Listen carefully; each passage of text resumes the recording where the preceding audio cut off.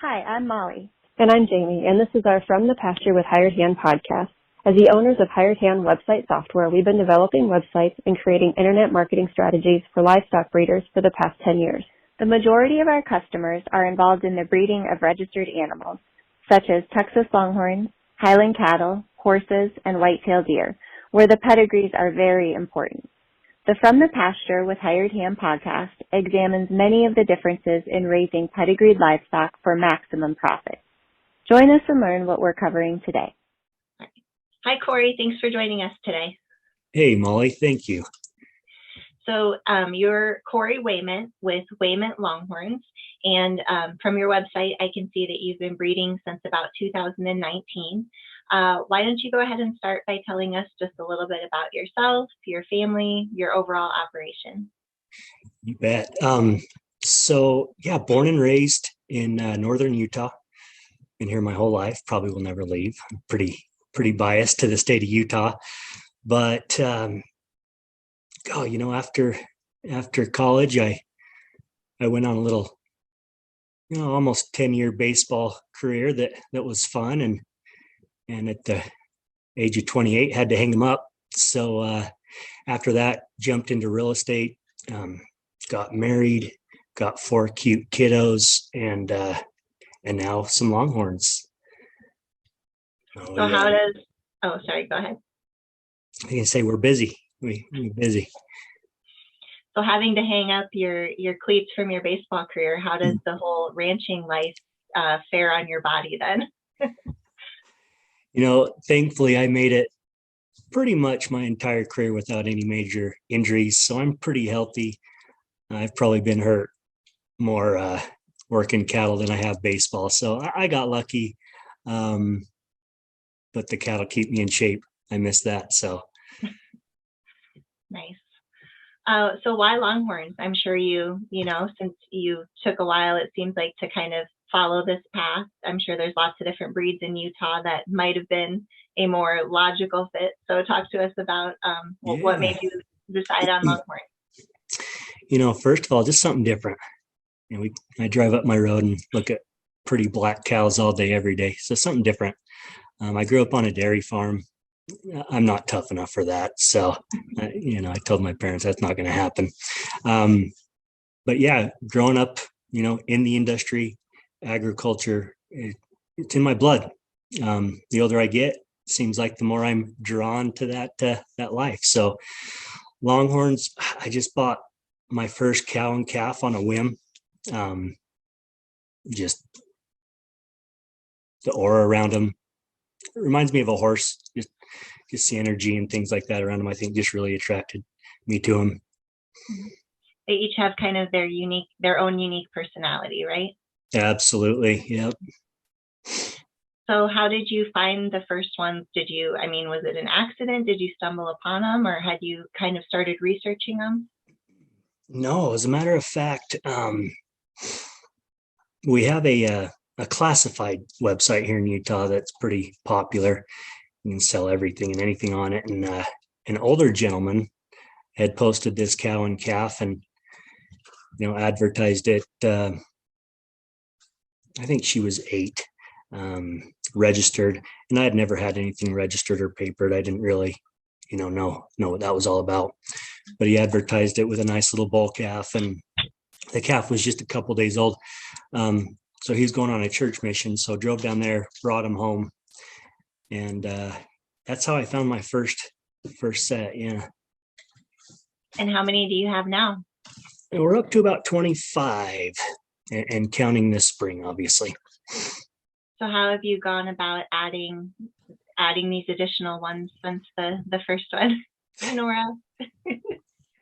Hey, Nora, I'll be done in a minute. Seriously, kidding. Probably like everybody, we have a budget. And so, I have an expensive budget, I've learned, expensive taste, I've learned, with a small budget. But really, shortly after I bought that first pair, I met Scott Pace and Titan there. And that's really who I started buying all the other ones from. Obviously love that bull Gold Mine and got to see him on a frequent basis because they were just right down the road from us. And yeah, that's how I found the next half a dozen or so. Nice. So obviously the Paces have a very established program, very knowledgeable kind of about their breeding strategies, and have seen a lot of success in their consignments and sales and private treaty. Where do your goals fit in? Like when you look at a breeder like that, that's been at it for quite a bit longer and has kind of reached some of those milestones. How do you go about setting your goals, and where do you see yourself? Like you said, they've been doing it close to 30 years now, maybe more. And, just when I met them and they kind of explained the experience and the longevity of their career is just kind of, that's, I think, what you shoot for in any career is establish yourself and then try and make a dent in the market. But yeah, it would be nice to be recognized. I'll be about 80 by then, but it's okay. Well, where do you see yourself in like the next 5 years? Tell us about maybe one or two of your goals. Yeah, in the next 5 years, we've invested in some AI work. We've got some younger cows coming up. I don't know that we'll ever get to the pace level, but just a more consistent production.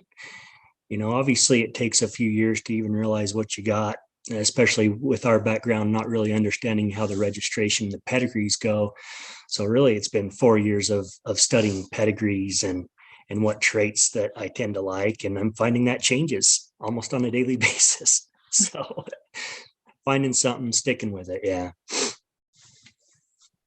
So let's shift gears a little bit here. Can you try to explain to everyone listening, maybe not watching, what your brand looks like and how you came up with it? Yeah, it pays a little homage to the old baseball career.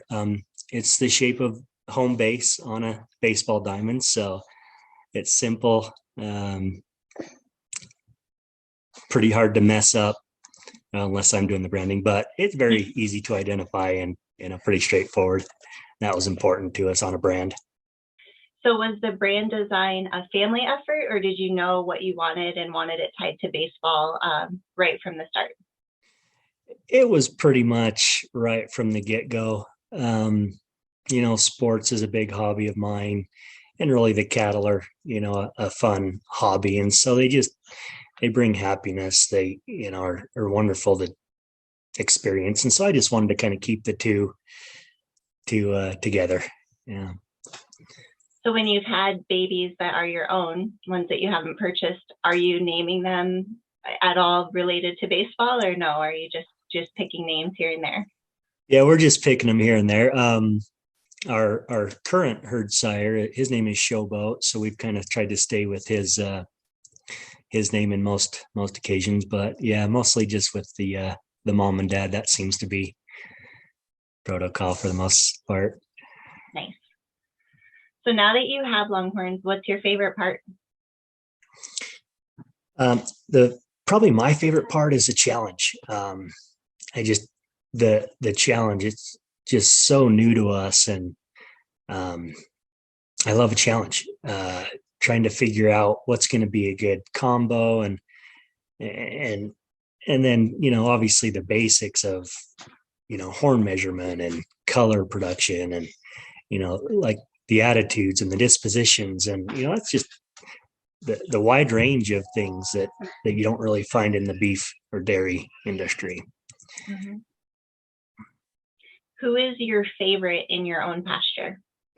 So that first pair we bought, just a minute, buddy. That first pair we bought, like I said, that gentleman thought that was a little bull calf. We had her for about 2 weeks, and that is not a bull calf. So anyway, she is our favorite cow, and it's by a landslide. It's just kind of funny that he thought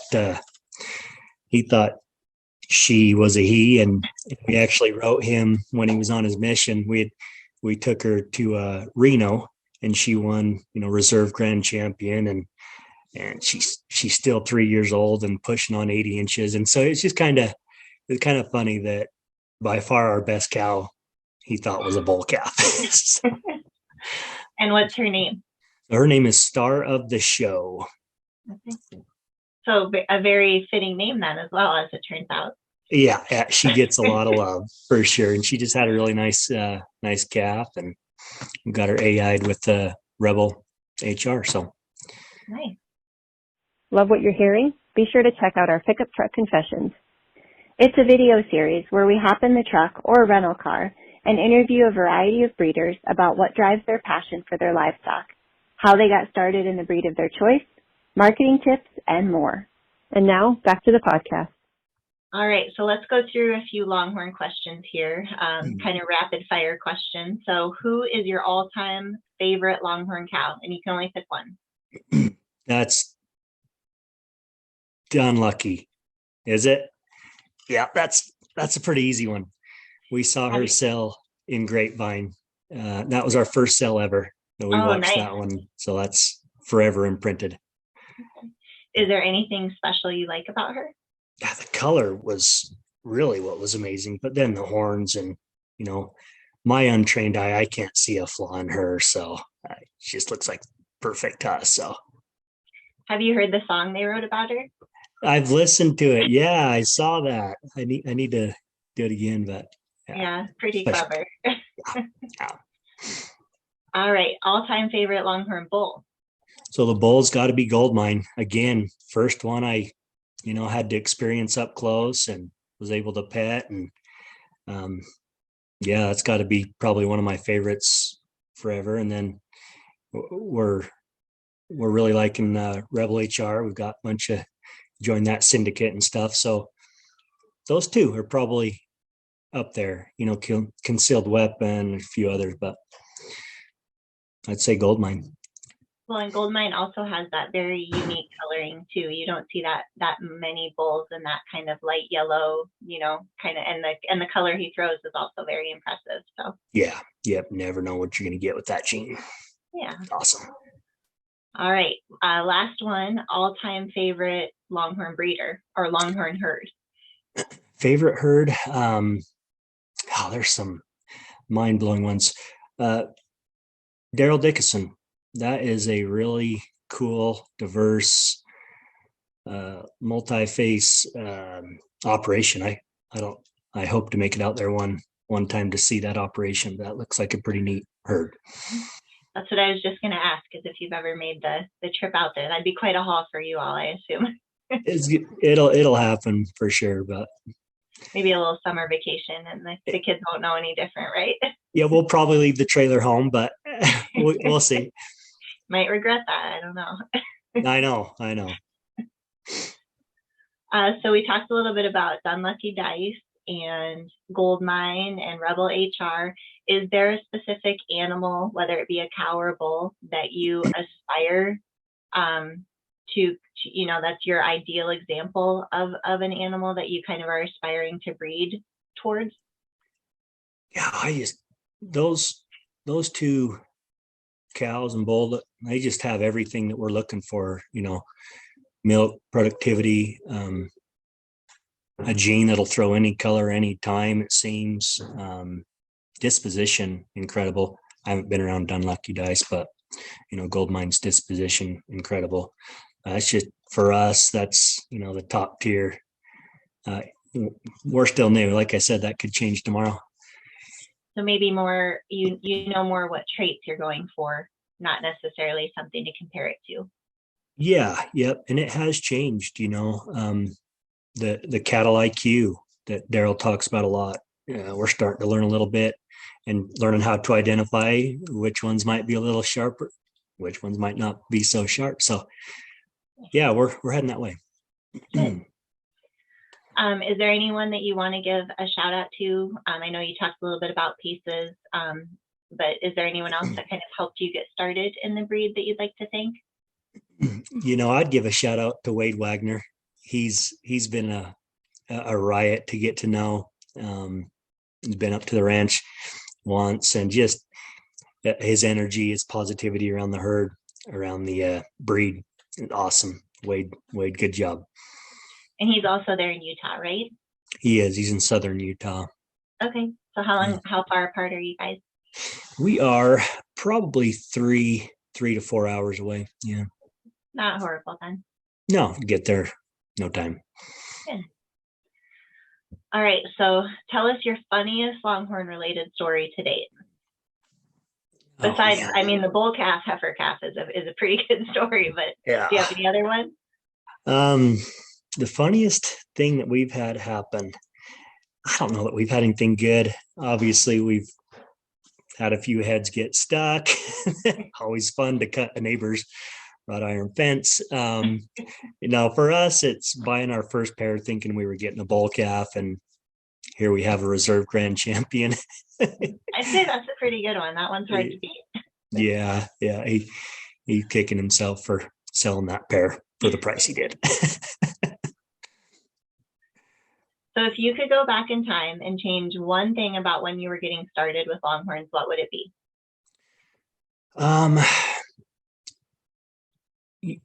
I bought the first dozen with not a whole lot of knowledge about pedigree, and I'd probably research pedigrees a little bit more, and just maybe even visit some big operations. That would have been really good as a new breeder, just to see what can be done, and maybe some medium-sized operations, and just see how different people operate in a climate like ours, colder weather.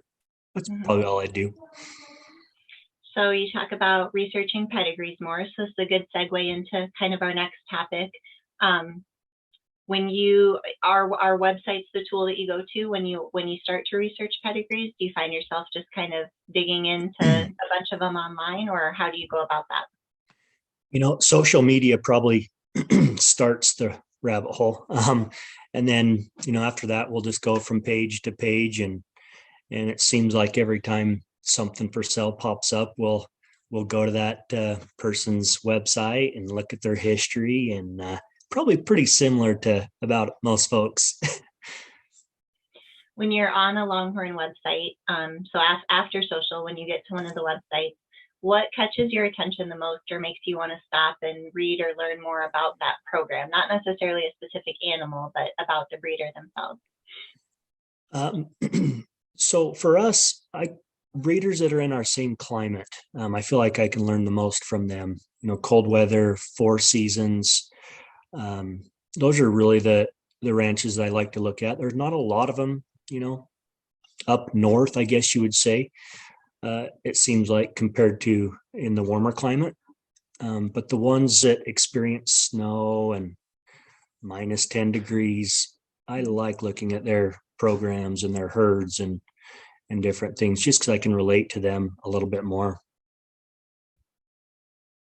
So what are the last 3 Longhorns or Longhorn websites in your search history? The last 3. Well, the Craft Ranch is probably the last one. That's a very different climate. Yeah. Here I go. So we are going to get some 2-year-olds from there in March. So that's the last one. Daryl's, I was reading about, I can't remember who, but Daryl's was one that I visit frequently.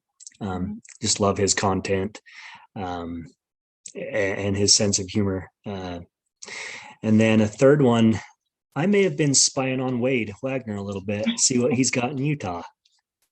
Gotta kind of keep up with the competition, right? Yeah. Are you willing to share which on Wade's site caught your eye, or no? Is that just for you to know? What's that? Oh, Wade doesn't keep anything private, so I mean the whole world knows. But yeah, he's got a couple I like. So aside from your own hired hand website, which one is your favorite? I know Wade's is. I know the Craft one is, right? If I remember right. Probably those 2. Yeah. There. What do you like most about Wade's website? Same thing about my website and everybody else. Is just so easy to navigate and very clean, and you get your information that you're looking for right off the get-go. That's hard to beat in a industry like this, where you could put probably a million bells and whistles on if you wanted, just clean. So let's talk a little bit about your website. How long have you been live now? Let's see, a month. Okay.